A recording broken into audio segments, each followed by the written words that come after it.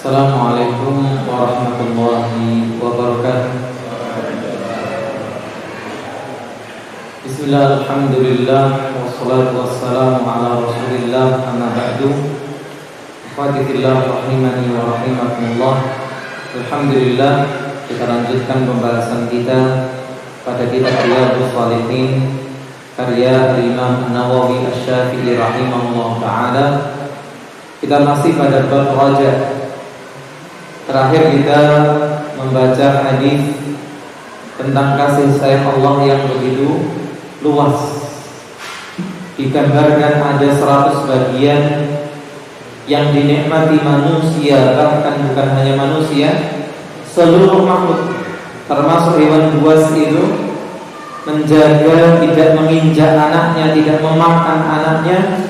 Semua kasih sayang Allah yang cuma satu bagian. 99 bagian yang nanti Allah simpan untuk diberikan kepada hamba-hamba yang dicintainya kelak di akhirat. Hadis berikutnya masih dari sahabat yang sama, Abu Hurairah radhiyallahu anhu, dari Nabi sallallahu alaihi wasallam fima yahdi an rabbih tabaraka wa ta'ala, dari apa yang beliau ceritakan dari Rabb-Nya yang Maha Suci dan Maha Tinggi, yakni hadis qudsi. Qala, Allah berfirman, adnaba 'abdun dzamban, seorang hamba berbuat dosa. Faqala, Allahumma ighfirli dzambi, maka hamba yang berbuat dosa dari apa? Ya Allah, ampunilah untukku dosa. Faqala Allah tabaraka wa ta'ala, adnaba 'abdi dzamban fa'alima anna lahu rabban yaghfiru dzamba wa ya'khudhu bidzambi. Allah mengatakan, hambaku telah berbuat dosa. Maka hamba tersebut mengetahui bahwa dia memiliki Rabb, memiliki Tuhan, yang Tuhannya itu mengampuni dosa-dosa, wa ya'khudhu bidzambi, dan mengambil dosa. Ini kalau kita artikan letter laksiyah. Apa maksudnya Allah mengambil dosa itu? Mengampuninya.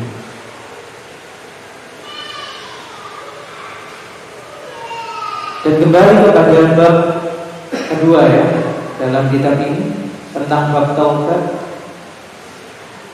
Seorang disyaratkan dalam taubatnya berapa syarat? Berapa? 3. Apa yang pertama? Berhenti.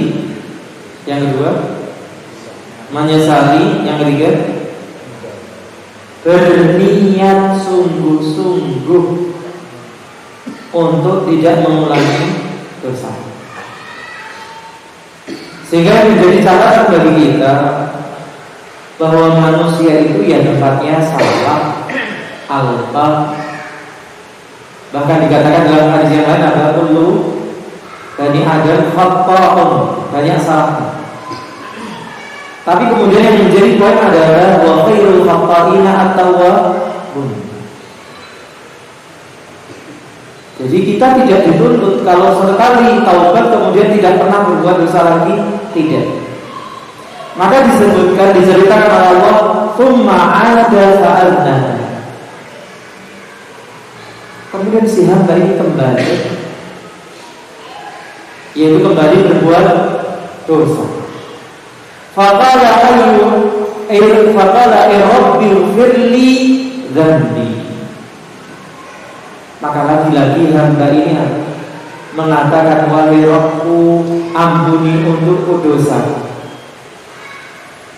Faqala tabaraka wa ta'ala, maka Allah pun menjawab, adnaba 'abdi dzamban fa'alima anna lahu rabban yaghfiru dzamba wa ya'khudhu bidzambi. hamba telah berbuat dosa lagi. Jadi, dan dia mengetahui bahwa dia memiliki Tuhan yang mengampuni dosa. Wa yaqulu bidzambi, dia pun yaitu Allah mengampuni dosa tersebut. Tsumma 'ada fa'adna. Lihat kondisi manusia yang begitu.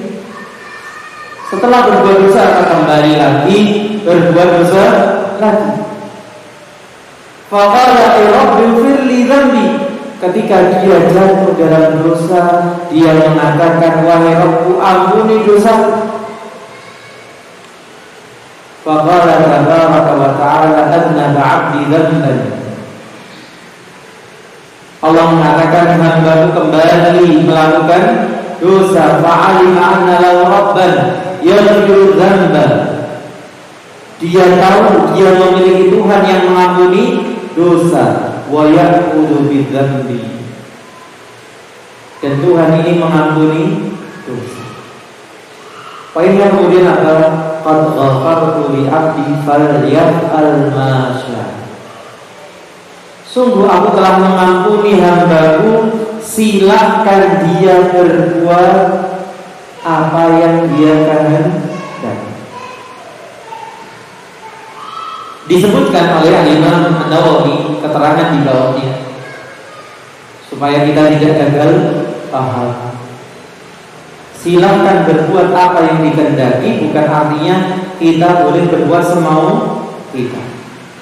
Apa maksudnya? Ini artinya madama yaf'alu hakadha.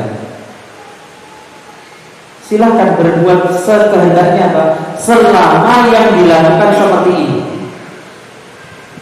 Apa yang dilakukan seperti ini? Yudnibu wa ya'ubu aghfir lahu. Yaitu seorang hamba setiap kali dia berbuat dosa, dia mau minta ampun.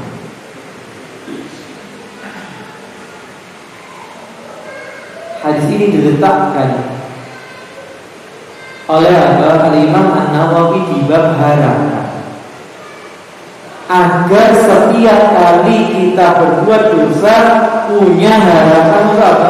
Mendapatkan ampunan, bukan untuk mendorong kita berbuat dosa. Ini harus diperhatikan, karena kita tidak tahu, bisa jadi seorang itu binasa dengan sebuah dosa yang dia remehkan. Seperti kisah yang dinukilkan siapa? Al-Imam Ibnu Jauzi. Kisahnya masyhur, sering kita dengar. Mungkin saya pun pernah beberapa kali menyebutkan dalam majelis ini. Kisahnya siapa? Mu'adzin. Apa kisahnya Mu'adzin?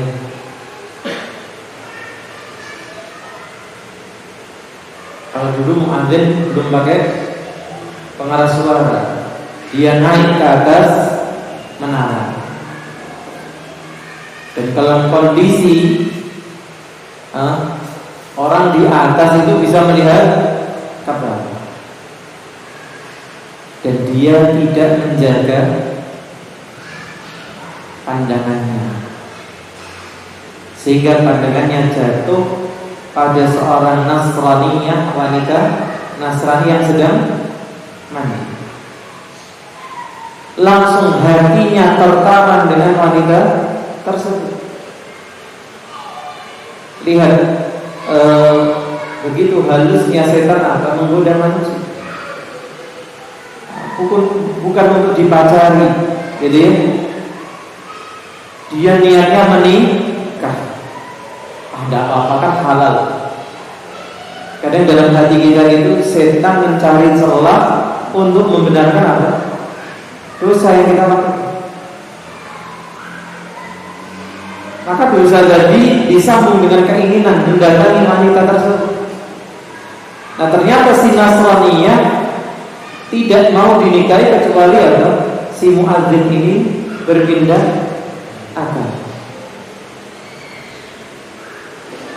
hatinya sudah dikuasai apa katanya cinta yang buta, maka dia rela menggadaikan akidahnya. Kemudian masih ada tambahan syarat. Apa syarat ini? Kamu kan dulu tukang memandangkan azan. Coba sekarang kumandangkan keluarnya kamu dari Islam. Dia pun naik ke atas atap. Dalam prosesnya naik ke atas atap apa? Terpeleset, jatuh, mati dalam kekasih. Nah, ini yang harus kita ingat. Dan inilah apa? Menyeimbangkan antara ar-raja wal khauf. Jadi hadis-hadis dalam bab harapan itu bukan untuk mendorong seseorang berbuat dosa, tapi sebagaimana takdir kita manusia banyak berdosa, apa tadi? Wa khairul khata'ina at-tawwabun. Sebaik-baik orang yang banyak dosanya adalah yang banyak taubat. Sehingga dikatakan fa inna taubata tahdimu ma qablaha. Sesungguhnya pertaubatan itu menghancurkan, menghapuskan apa yang sebelum taubat. Sehingga ini yang harus menjadi catatan kita. Bahkan lihat, lagi-lagi ini sebagai bentuk apa? Harapan kita, bukan motivasi untuk berbuat dosa. Dalam riwayat Imam Muslim, kalau tadi muttafaqun alaih, masih dari sahabat Abu Hurairah radhiyallahu anhu, "Wallazi nafsi biyadihi." Kata Nabi SAW, demi yang jiwaku di tangannya.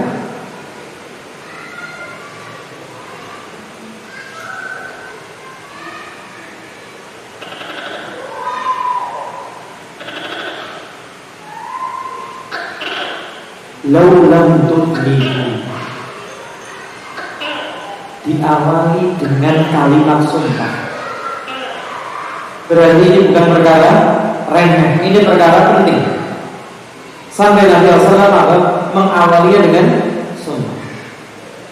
Laulam tudniku, seandainya kalian tidak pernah berbuat dosa. Artinya sebuah kewajaran manusia itu apa? Berbuat dosa. Tapi bukan ajarkan untuk berbuat dosa. Ini yang perlu ditekankan. Seandainya manusia itu tidak ada dosanya, tidak berbuat dosa, la dzaharallahu bikum, sungguh Allah akan membawa kalian pergi. Artinya apa? Menghapuskan manusia jenis begini, manusia yang tidak ada dosanya. Walaja'a biqaumin yudnibun, kemudian Allah mendatangkan, membawa kaum yang berbuat dosa. Dan dalam bahasa Arab di sini digunakan fi'il apa ini? Fi'il apa yang digunakan?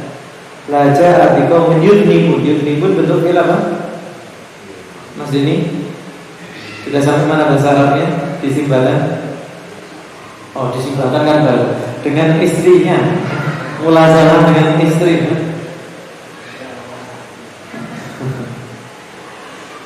Fi'il apa ini? Mudhari. Fi'il mudhari kan artinya sedang atau akan. Dan secara makna artinya apa?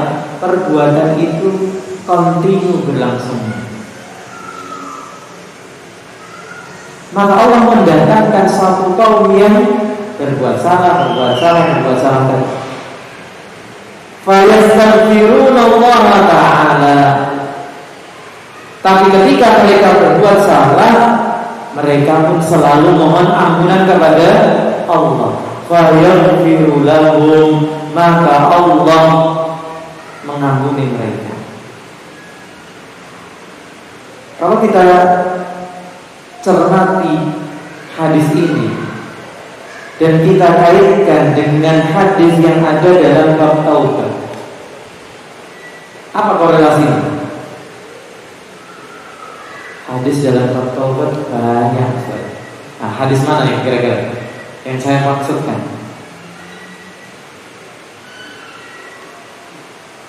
Ada jenis manusia kok nggak mau berbuat dosa. Allah matikan orang-orang seperti itu, didatangkan generasi baru yang berbuat dosa dan minta ampun. Kalau kita flashback kembali ke bab 2 ya, kita ini di bab berapa nih? 41. Bab kedua 39 bab yang lalu. Berapa tahun yang lalu ya? Hadis mana kira-kira yang kaitannya erat dengan hadis ini? Hadisnya masuk. Hadis tentang orang yang kehilangan kendaraannya. Saya kasih clue-nya. Apa hadisnya? Orang yang di tengah padang pasir kehilangan kendaraannya. Apa hadisnya?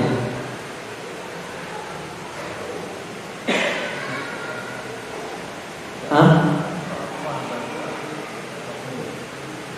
Itu kisah orangnya.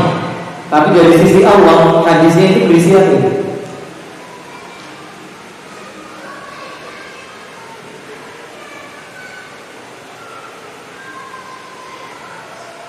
Apa di sini? Lawallahu asyaddu farahan min ahadikum. Kan di sini poinnya. Sungguh Allah lebih gembira dengan pertaubatan salah seorang di antara kalian dibandingkan dengan apa? Orang yang kehilangan bekal dalam perjalanannya, sudah pesimis mau mati. Terus kapan? Bekal itu muncul, kendaraan itu muncul, saking senangnya sampai kepleset lidah mengatakan apa?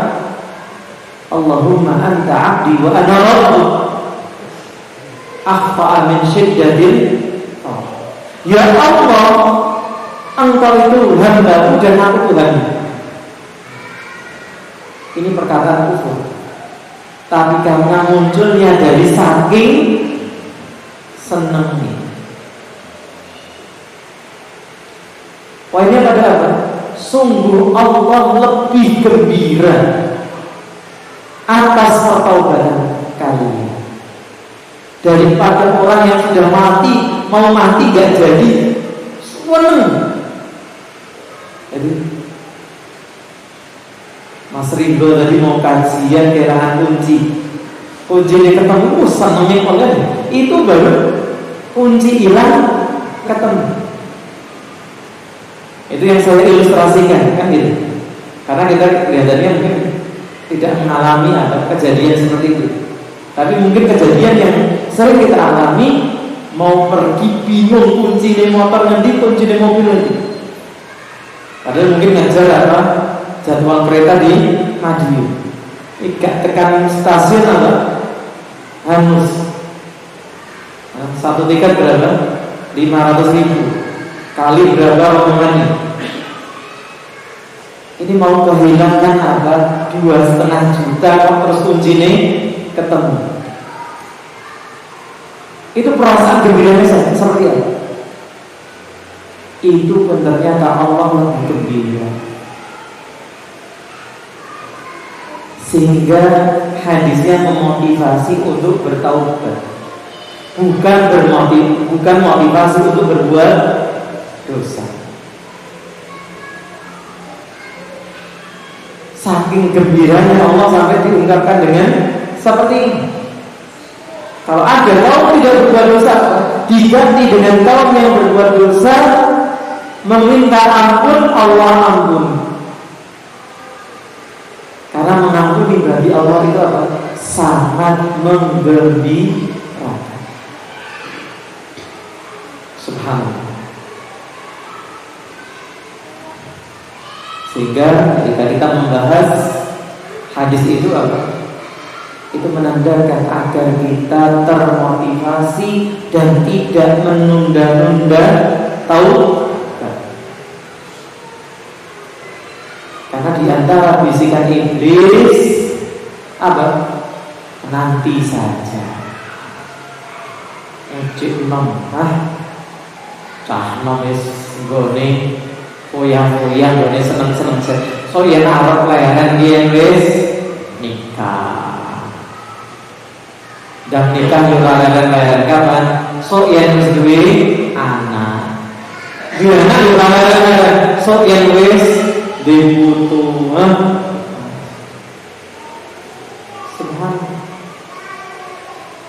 Itu pinternya setan apa? Mendinding, menunda-nunda agar kita menunda taubat.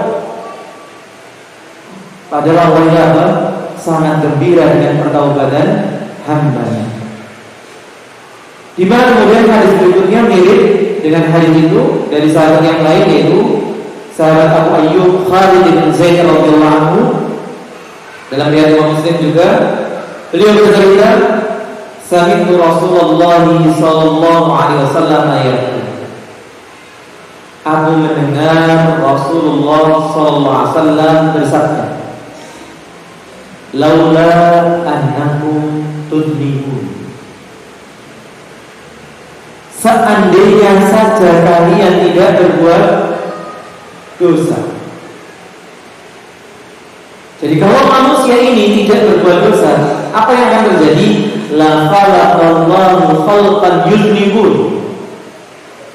Kalau hadis tadi diungkapkan sama-sama manusia. Kalau ada manusia generasi yang tidak berbuat dosa, apa? Dimatikan generasi ini, didatangkan kaum yang lain, generasi yang lain yang berbuat dosa.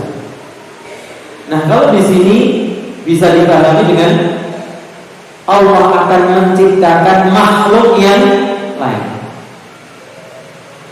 Nah, makhluk itu bisa jadi sama-sama manusia, atau jangan-jangan ada makhluk yang lain yang kita tidak tahu. Apa makhluk itu? Bentuknya, wujudnya. Yang penting apa? Yunibun. Mereka berbuat dosa, fayastaghfirun, dan mau meminta ampun. Fayaghfiru lahu. Kemudian Allah akan lahum, maka Allah akan mengampuni mereka. Maka jangan pernah ada yang menunda pertaubatannya, yang apa? Tidak mau bertaubat karena dihalang-halangi bisikan setan iblis tadi. Kamu masih mengulangi dosa saja kok taubat. Kamu belum bisa sembuh saja kok bertaubat. Ya yang penting bertaubat dulu. Jadi jangan meremehkan dosa sehingga dosa itu membinasakan kita.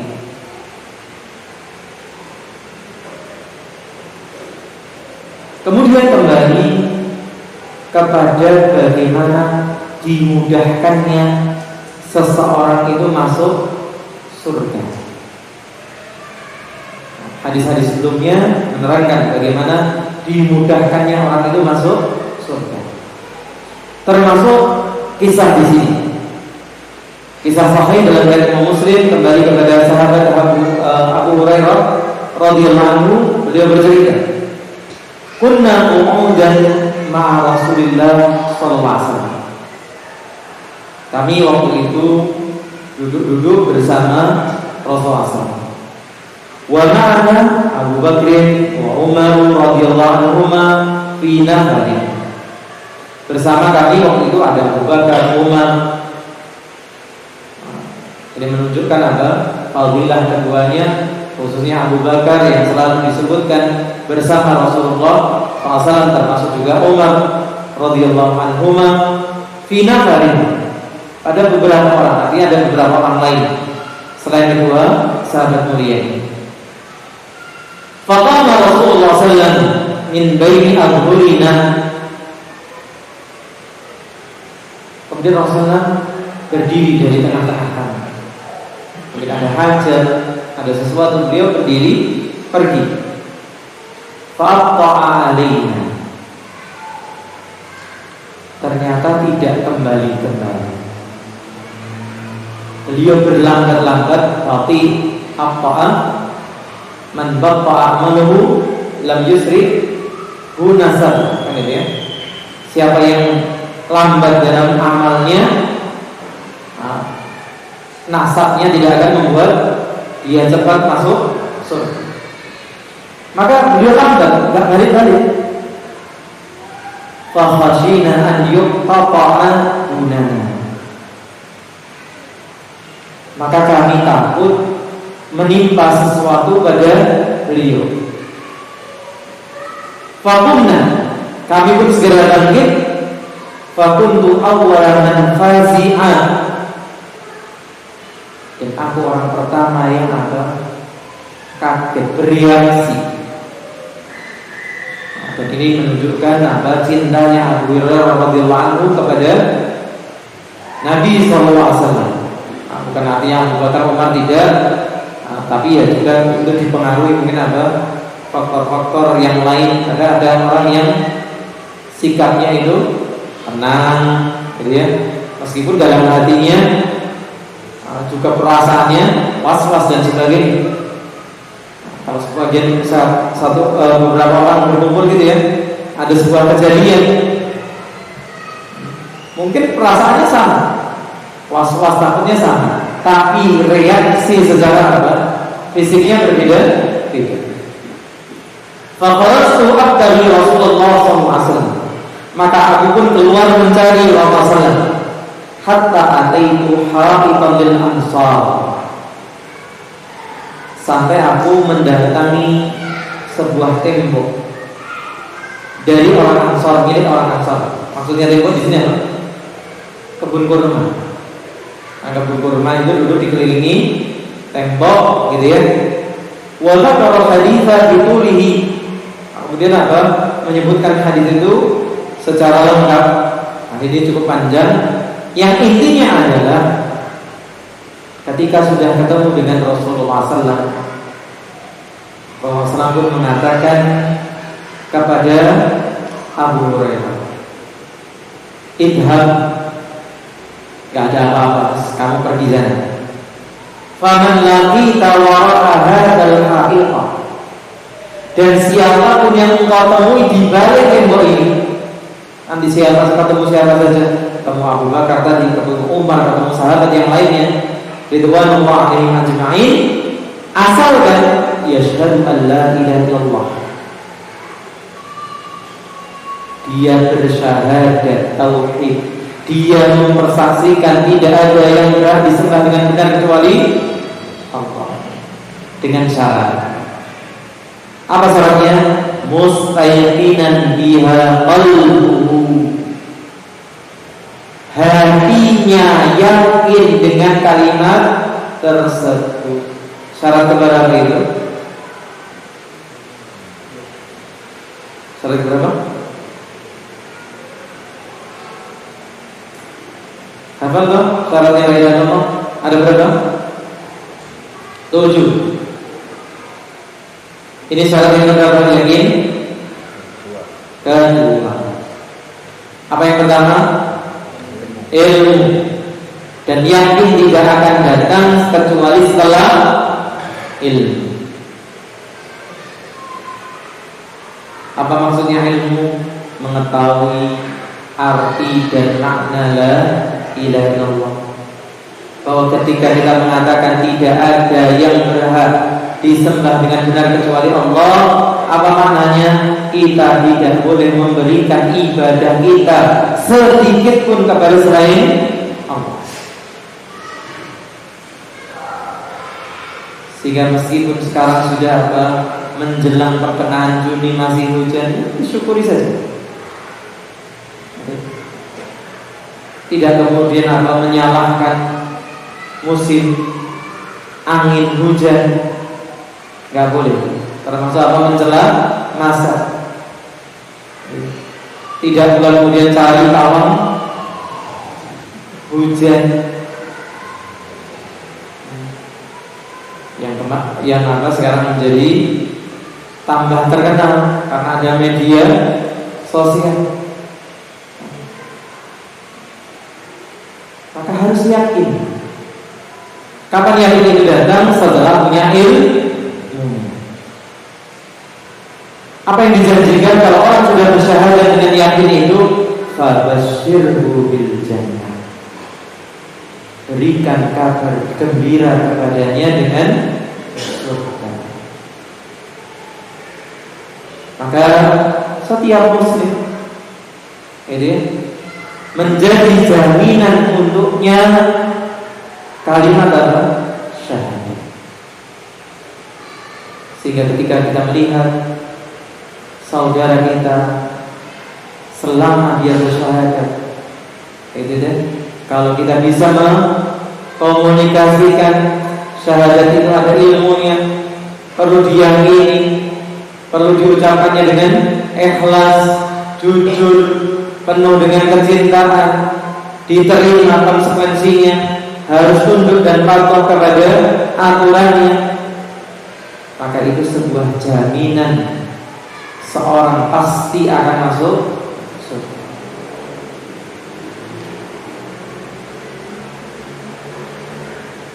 Kemudian bentuk luasnya kasih sayang Allah khususnya kepada Nabi kita Nabi Muhammad SAW dan umatnya. Kisah yang sahih riwayat Muslim dari sahabat Abdullah bin Amr bin As radhiyallahu anhuma, diceritakan oleh beliau anna Nabiya sallallahu alaihi wasallam qala qaulullah azza wa jalla fi Ibrahim, bahwa Nabi Rasulullah suatu ketika membaca firman Allah yang menceritakan Nabi Ibrahim di surat Ibrahim ayat 36. Ketika Nabi Ibrahim mengadu kepada Allah, Rabbi innahunna adlalna katsiran minan nas. Wahai Rabbku, sesungguhnya berhala-berhala itu telah menyesatkan banyak dari manusia. Faman tabi'ani fa innahu minni.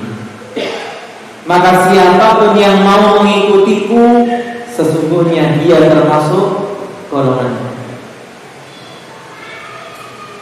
Kemudian Nabi SAW juga membaca perkataan Nabi Isa yang Allah sebutkan di surat Al-Ma'idah ayat 118. In tu'adzibhum fa innahum ibaduk. Seandainya engkau ya Allah mengadab mereka yang mempertuhankan Nabi Isa, ya sesungguhnya mereka itu hamba-hamba. Apa yang kita katakan sebelumnya? Apa artinya hamba? Budak. Dan Tuhan berhak memperlakukan budaknya semaunya. Walaupun kemudian dalam Islam ada batasannya. Wa in taghfir lahum fa innaka antal azizul hakim. Dan seandainya engkau ya Allah mengampuni mereka, sesungguhnya engkau lah yang maha perkasa lagi maha bijaksana. Mengampuni itu tidak ada mendowngrade, tidak menurunkan keperkasaan kemuliaan Allah. Allah tetap maha perkasa, tetap maha bijaksana. Itu ngelemnya Nabi Isa kepada Allah. Beliau menyanjungnya, memuliakannya. Setelah membacakan dua ayat ini, farafa'a yadayhi, kemudian beliau pun mengangkat kedua tangannya. Kemudian ini diantara apa? Sunnah dalam berdoa, dalam doa-doa mutlak. Sedangkan dalam doa yang muqayyad yang berkaitan dengan satu amal atau kejadian tertentu, itu bergantung riwayatnya. Jika ada riwayat mengangkat doa, yang kita mengangkat doa seperti apa? Ketika doa istisqa, gitu ya, meminta hujan dan seterusnya. Seandainya tidak, ya tidak perlu. Gitu ya. Wa qala, dan dia mengatakan Allahumma ummati ummati fabata. Kalau Nabi Ibrahim tadi mendoakan yang mengikutinya menjadi golongannya. Kalau Nabi Isa tadi bahkan apa, umat yang sudah durhaka saja masih diharapkan apa, ampunannya. Maka Nabi SAW tidak ingin kalah dalam kebaikan. Beliau pun memohonkan kepada Allah agar Allah akan menjaga umatnya. Ummati ummati wa bala. Dan beliau pun menangis, mengkhawatirkan keselamatan umat. Dan ini yang harus kita ingat. Dan inilah kenapa saya selalu mengingatkan, menekankan tentang membaca sirah, agar kita tahu cintanya Rasulullah SAW terhadap umatnya, perjuangannya, sehingga kita pun bersemangat mempelajari apa? Ilmunya, membela beliau dengan mengamalkan sunnahnya. Kita tinggal menerima manisnya. Sepahit-pahitnya apa yang kita hadapi dalam mempelajari sunnah ini, membela sunnah ini, itu masih sangat jauh dari apa yang dihadapi oleh Rasulullah SAW dalam mendapatkan apa? Agama. Dan inilah yang Allah sebutkan di surat At-Taubah, gitu ya, 128. Faqad ja'akum rasulun min anfusikum azizun 'alaihi ma 'anittum harisun 'alaikum bil mu'minina raufur rahim. Telah datang seorang utusan dari golongan kalian sendiri, yaitu golongan manusia, orang Arab khususnya, yang beliau berat melihat manusia dalam kesesatan. Apa yang menimpa kalian dari apa? Kesesatan. Harisun 'alaikum, sehingga sangat bersemangat untuk memberi hidayah kepada kalian, dan sangat sayang terhadap orang beriman. Ini bentuk sayangnya beliau. Didoakan kita oleh beliau. Faqala azza wa jalla, maka Allah mengatakan, ya Jibril, idhab ila Muhammadin wa rabbuka a'lamu fasalhu maliki. Wahai Jibril, pergi kepada Muhammad dan ingat, Allah lebih tahu. Allah sudah tahu apa yang diinginkan oleh Nabi Muhammad SAW. Fasalhu maliki, tapi tanyakan kepada dia apa yang membuatnya menangis. Fa'atahu Jibril, maka malaikat Jibril pun mendatangi beliau. Fa'akhbarahu Rasulullah SAW bima qala, maka beliau, malaikat Jibril mengabarkan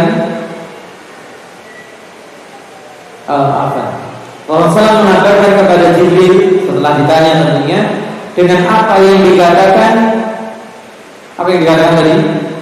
Umatku, umatku. Wa huwa a'lam, dan Allah lebih tahu.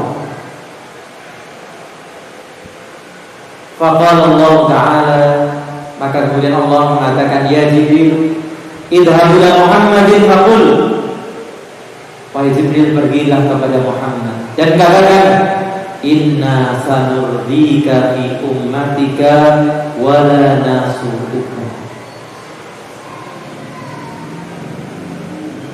Apa janjinya Allah kepada Nabi kita? Sungguh kami akan membuatmu ridha tentang urusan umatmu dan tidak akan pernah berbuat buruk. Artinya Allah tidak akan berbuat zalim. yang datang membawa kebaikan yang akan diperlakukan baik. Sedangkan yang datang membawa apa? Dosa, bisa jadi Allah dengan apa? Kemurahannya mengampuni, tapi dengan keadilan apa? Menghukum. Dan berbuat kemurahan maupun berbuat adil, buruk tidak? Tidak ada keburukan sama sekali. Sehingga perbuatan Allah hanya antara dua. Entah Allah memberikan kemurahan atau Allah memberikan apa? Keadilan. Allahu ta'ala a'lam. Ini yang bisa kita bacakan kesempatan malam hari ini. Semoga bermanfaat. Kurang dan lebihnya saya mohon maaf. Jazakumullah khairan telah hadir menyimak. Wa sallallahu ala nabiyyina Muhammadin wa ala alihi wa sahbihi ajma'in. Subhanakallahumma wa bihamdika asyhadu an la ilaha illa anta astaghfiruka wa atubu ilaik. Sebelum kami tutup, kami umumkan tentang perolehan hewan kurban ini sampai update terakhir. Grup pertama, grup premium dengan urunan sapi 3,9 itu sudah terkumpul 6 orang. Jadi ya. Kemudian grup kedua dengan urunan 3.450 sudah terkumpul 4 orang, tersisa 3 orang. Grup 3 dengan urunan 2.900 sudah terkumpul 6 orang, kurang 1 orang. Kemudian sudah ada mendaftar 2 domba. Nah, monggo, Idul Adha sudah semakin dekat, apalagi kita sedang mengalami pandemi. Grup 3 sudah full, jadi tinggal grup 1 dan grup 2. Apalagi kita sedang mengalami pandemi penyakit mulut dan kuku. Ini perlu disegerakan supaya memberikan kelonggaran kepada panitia dalam mencari hewan kurban, mempersiapkannya, sehingga diharapkan tidak terjadi hal-hal yang tidak diinginkan. Semoga Allah memberikan kelapangan rezeki hati untuk kita semuanya. Assalamualaikum warahmatullahi wabarakatuh.